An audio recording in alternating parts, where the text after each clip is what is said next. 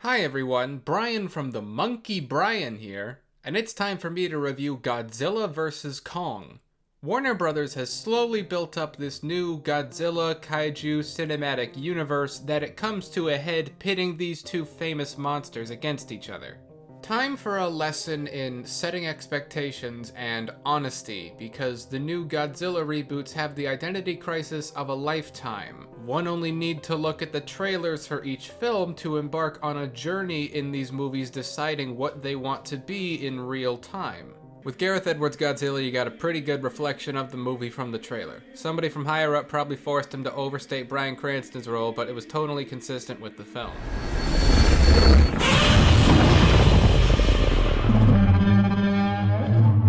In the end, that didn't matter, as fans were upset by the lack of action and focus on the human characters in what should be a kaiju monster movie.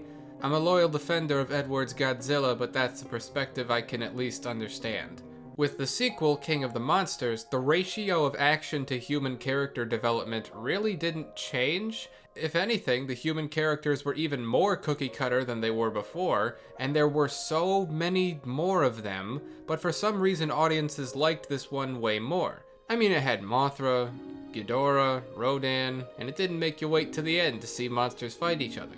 It was also extremely fucking stupid.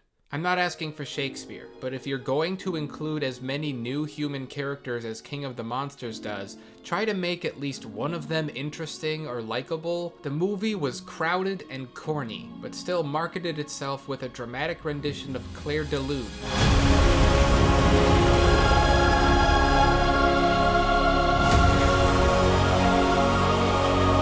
King of the Monsters took the franchise in a new direction tonally, but promised the same experience as the first film anyway. And then you have Godzilla vs. Kong, which markets itself like this.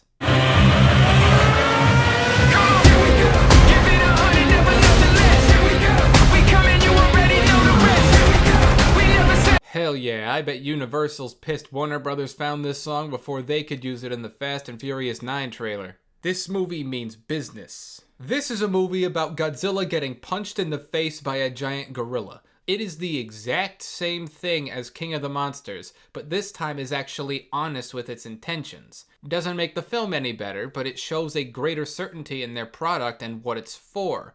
And what it's for is 80 minutes of terrible, useless characters talking, and a half hour of Kong beating Godzilla with a stick. Even for a movie called Godzilla vs. Kong, the plot and characters are a disaster. But that's not the reason people are here.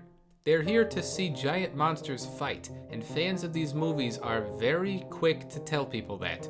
Now don't tell anybody I told you this, but that's the reason critics are here too.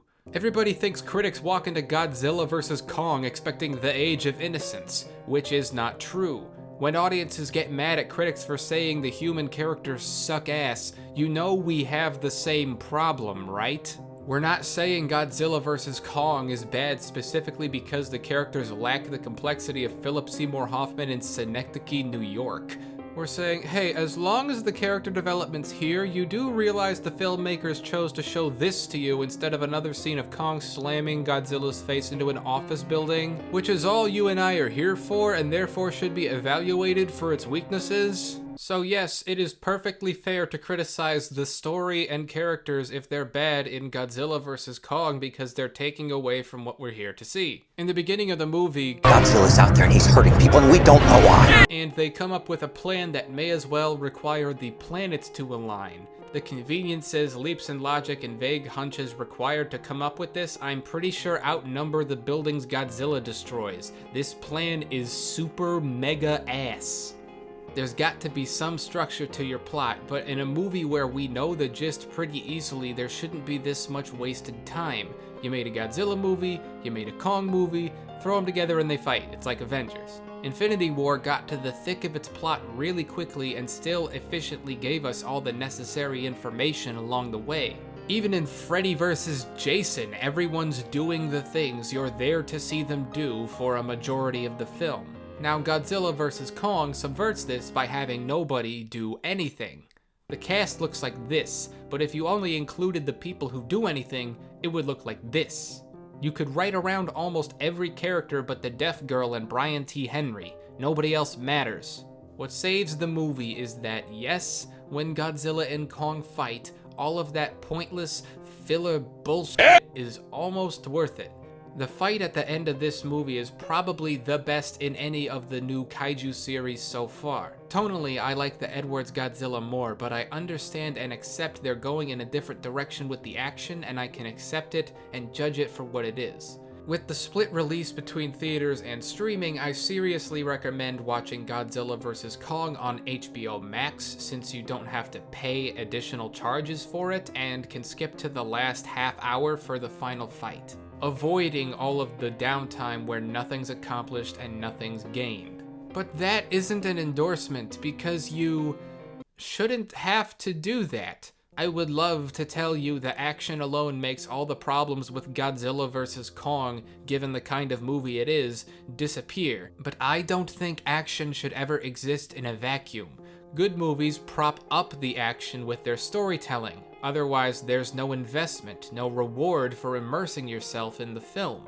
If the experience of your action movie is not only the same, but improved by getting rid of everything that's not action, your movie probably isn't that good. Even films like The Raid, where there are maybe 10 minutes that aren't action, develop characters better than Godzilla vs. Kong. It's certainly big as far as blockbusters go, but the whole thing is just kind of hollow. For all its faults, and as little as this actually redeems it, more blockbusters should have a finale as unhinged and indulgent as this film. I'm giving Godzilla vs. Kong a charitable 5 out of 10, and yeah. So anyway, did you like this movie more than me? Less than me? Well, if you care to, please tell me. And as always, if you like not only words, but the way I arrange and then say them, feel free to give this video a like and subscribe to this channel. Brian from the channel Brian. Thank you, and goodbye.